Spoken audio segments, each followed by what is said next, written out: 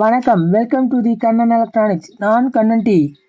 இந்த வீடியோவில் பாருங்கள், வீகார்டு இண்டக்ஷன் ஸ்டவ்வில் பார்த்தீங்கன்னா இந்த இண்டிகேட்டர் பிளிங்க் ஆகிட்டே இருக்குது. நான் இப்போ சீரியலில் கனெக்ஷன் பண்ணி செக் பண்ணுறேன். பிளிங்க் ஆகிட்டே இருக்குது. டைரெக்டாக போட்டாலும் அதே மாதிரி தான் ப்ராப்ளம் வருது. இந்த ப்ராப்ளத்தை எப்படி சரி பண்ணுறது அப்படிங்கிறத டீட்டெயிலாக பார்க்கலாம். இதில் வர டிப்ஸ் வந்து பார்த்திங்கன்னா எல்லா மாடல் இண்டக்ஷன் ஸ்டவ்வுக்கும் பொருந்தும்.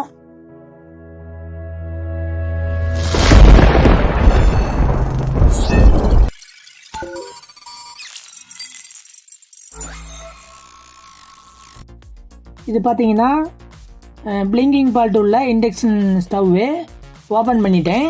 இப்போ பார்த்தீங்கன்னா டஸ்ட் அதிகமாக இருக்குது. அதை ஃபஸ்ட்டு க்ளீன் பண்ணிக்கலாம். அப்போ தான் நம்ம சர்வீஸ் பண்ணுறதுக்கு கொஞ்சம் சௌகரியமாக இருக்கும். க்ளீன் பண்ணிட்டேன். பேக் சைடு முதல்ல ஃபஸ்ட்டு பார்த்தீங்கன்னா ட்ரை சால்ட்ரிங் இருக்கான்னு நல்லா பார்த்துக்கலாம். பார்த்தீங்கன்னா ட்ரை சால்ட்ரிங் எதுவும் இல்லை, நல்லா கிளியராக தான் இருக்குது. இதில் அடிக்கடி என்ன கம்ப்ளைண்ட் ஆகும் இண்டக்ஷன் ஸ்டவ்வில் அப்படின்னு பார்த்தீங்கன்னா ஐஜிபிடி பார்த்தீங்கன்னா அடிக்கடி கம்ப்ளைண்ட் ஆகிரும். அதுக்கடுத்து பார்த்தீங்கன்னா ஃப்ரிட்ஜ் ரெக்டிஃபையர் பார்த்தீங்கன்னா கம்ப்ளைண்ட் ஆகும். அப்புறம் இந்த பிஎஃப், ரெண்டு பிஎஃப்பும் கம்ப்ளைண்ட் ஆகும். அதை விட்டால் பார்த்தீங்கன்னா இந்த 150 ரெஜிஸ்டர் அடிக்கடி போயிடும். அப்புறம் பார்த்தீங்கன்னா இந்த 3 டிரான்சிஸ்டர் இதுவும் பார்த்தீங்கன்னா கம்ப்ளைண்ட் ஆகும். மோஸ்ட்லி பார்த்தீங்கன்னா அது மட்டும்தான் கம்ப்ளைண்ட் ஆகும். அது எது கம்ப்ளைண்ட் ஆனாலும் ஃபியூஸும் போயிடும்.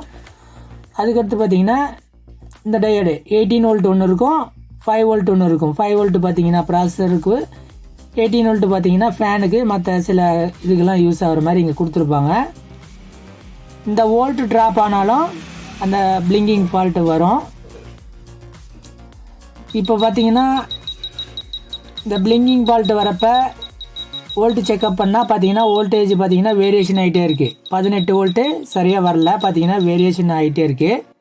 இதுதான் கம்ப்ளைண்ட். இந்த மாதிரி பிளிங்கிங் ஃபால்ட் வந்ததுனாவே மெயின் ப்ராசஸர் சைடு தான் உங்களுக்கு ஃபால்ட் இருக்கும். அந்த சைடு பார்க்க வேண்டிய அவசியம் இல்லை. இப்போ நான் வந்து மல்டிமீட்டரில் ரெட்டு ப்ரோப் வந்து காமனில் கனெக்ஷன் பண்ணிக்கிட்டேன்.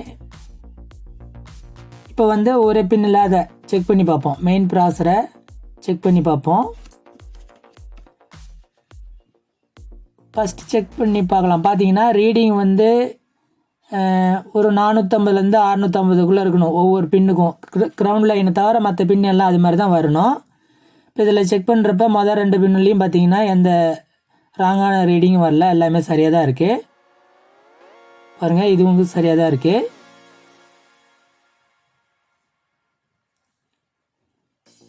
இந்த பின் எல்லாமே இப்போ சரியாக தான் இருக்குது. பாயிண்ட் 450லேருந்து பாயிண்ட் 650க்குள்ளே இருக்கணும். இப்போ பார்த்தீங்கன்னா இந்த இடத்துல கொஞ்சம் ட்ராப் ஆகிற மாதிரி இருக்குது. பார்த்தீங்கன்னா 443 தான் வந்திருக்கு.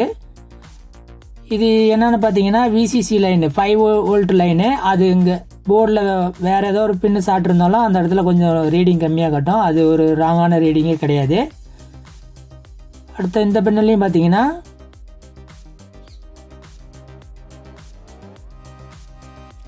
இதில் எதுலேயுமே இப்போ ராங்கான ரீடிங் வரல, எல்லாமே சரியாக தான் காட்டுது.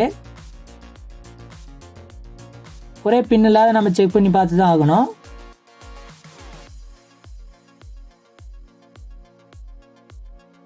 இதுவும் சரியாக தான் இருக்குது. இந்த பின்னில் பார்த்தீங்கன்னா கொஞ்சம் ராங்காக வர மாதிரி தெரியுது. பார்த்தீங்கன்னா ஷார்ட் ஆன மாதிரி இருக்குது. அது வந்து பவர் லைனும் கிடையாது, கிரவுண்ட் லைனும் கிடையாது. ஆனால் அந்த லைன் வந்து ஷார்ட்டு காட்டுது. 2 லைனுமே பார்த்தீங்கன்னா ரொம்ப ரீடிங் கம்மியாக காட்டுது. ஒன்றே இந்த ப்ராசஸர் கம்ப்ளைண்ட் ஆகிருக்கும், இல்லைன்னா அதோட கனெக்ஷனில் இருக்கிற வேறு ஏதோ ஒரு காம்பனன்ட்ஸு கம்ப்ளைண்ட் இருக்கும். அதனால் நம்ம என்ன பண்ணோம், அந்த ரெண்டு பின்னையும் ட்ரை சால்டர் பண்ணிக்கணும். ராங்காக ரீடிங் வர 2 பின்னையும் ட்ரை சால்டரிங் பண்ணிக்கணும். இந்த ட்ராக் பார்த்தீங்கன்னா மேலே அந்த டிரான்சிஸ்டரோடையும் கனெக்ஷன் இருக்குது. ஒருவேளை அந்த டிரான்சிஸ்டர் கடை கம்ப்ளைண்ட் இருக்கலாம். அதனால் அந்த பின்னுக்கிட்டையும் ட்ரை சால்டர் பண்ணிக்கணும். 2 இடத்துலையும் ட்ரை சால்டர் பண்ணிவிட்டு அப்புறம் ரீடிங் பார்க்கலாம். ஸோ பார்த்தீங்கன்னா 2 பின்னையும் ட்ரை சால்டர் பண்ணிட்டேன். அந்த ராங்கான ரீடிங் வர இடத்துல அந்த டிரான்சிஸ்டர்கிட்டையும் ட்ரை சால்டர் பண்ணிட்டேன், அந்த ப்ராசஸர்கிட்டையும் ட்ரை சால்டர் பண்ணிட்டேன். இப்போ ரீடிங் செக் பண்ணி பார்க்கலாம். இப்போ பார்த்தீங்கன்னா இந்த ப்ராசஸரோட பின்னில் தான் ராங்கான ரீடிங் காட்டுது. ஸோ இந்த ப்ராசஸர் தான் போயிடுச்சு.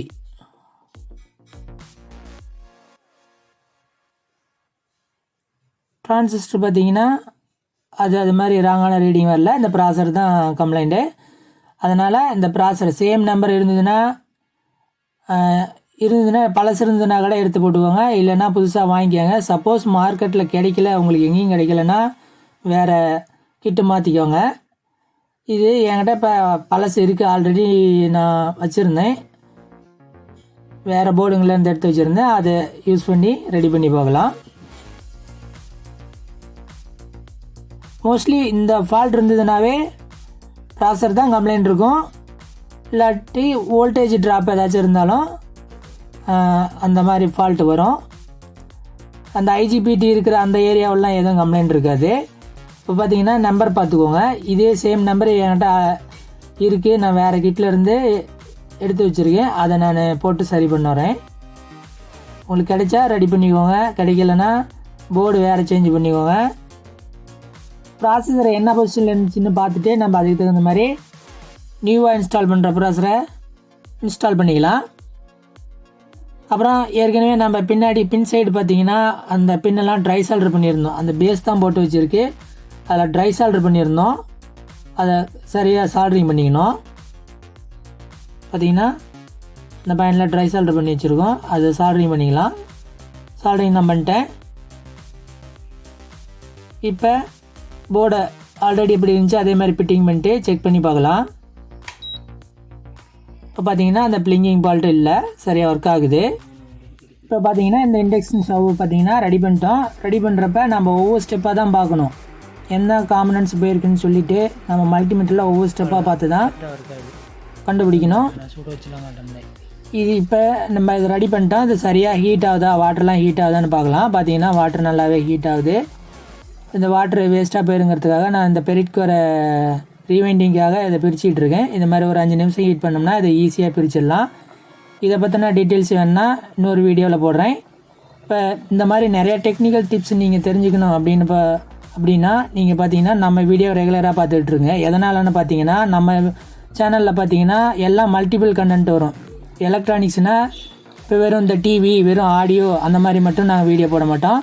பார்த்தீங்கன்னா அதில் டிவி, ஆடியோ, அதில் பார்த்தீங்கன்னா transformer winding, fan coil winding, அப்புறம் பார்த்தீங்கன்னா பிசிபி மேக்கிங்கு, பிசிபி டிசைனிங்கு, அப்புறம் ஸ்க்ரீன் பிரிண்டிங்கு, அதோட பார்த்தீங்கன்னா எந்த ஒரு எலக்ட்ரானிக்ஸ் காம்பனன்ட்ஸ் ரிப்பேர் ஆனாலும் அதை எப்படி ஈஸியாக ரெடி பண்ணுறது அப்படிங்கிற டெக்னிக்கல் டிப்ஸ் அண்ட் ட்ரிக்ஸ் பார்த்தீங்கன்னா நம்ம சேனலில் வந்துகிட்டே இருக்கோம்.